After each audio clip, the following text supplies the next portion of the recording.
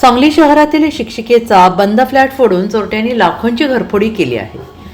शहरातील 100 फुटी रोडवर असलेल्या एका अपार्टमेंटमधील शिक्षिकेचा बंद फ्लॅट फोडून चोरट्यांनी घरफोडी केली। घरात ठेवलेल्या सोन्या चांदीच्या दागिन्यांसह 1,41,500 रुपयांचा मुद्देमाल अज्ञात चोरट्यांनी लंपास केला। सदर घरफोडीची घटना ही शुक्रवार दिनांक 20 डिसेंबर रोजी दुपारी 3 ते 4:15 वाजण्याच्या सुमारास घडली। या प्रकरणी गीता श्रीकांत खाडे वय वर्ष 49 राहणार सांगली यांनी विश्रामबाग पोलीस ठाण्यात फिर्याद दिली।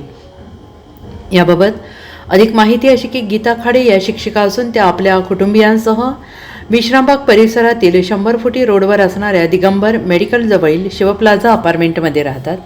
खाडे या शुक्रवारी कामानिमित्त बाहेर गेल्या होत्या, त्यावेळी अज्ञात चोरट्यांनी बंद फ्लॅटचे कुलूप कोणी नसल्याचं पाहून तोडून घरामध्ये प्रवेश केला। घरातील किचन रूममध्ये असलेल्या तिजोरीत ठेवलेले 72,000चे गंठण, 40,000चे कानातील सोन्याचे वेल, 20,000ची सोन्याची अंगठी, 5,000चे चांदीचे पैंजण, 3,000चे चांदीचे तोडेवाळे, 1,000ची चांदीची गणपतीची मूर्ती आणि 500 रुपयांची चांदीची लक्ष्मीची मूर्ती असं एकूण 1,41,500 रुपयांचा मुद्देमाल चोरून पोबारा केला।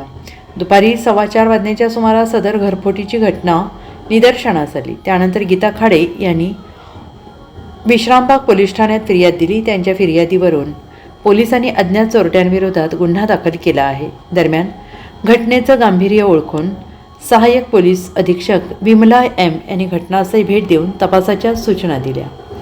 Bureau report SBN Marathi Sangli.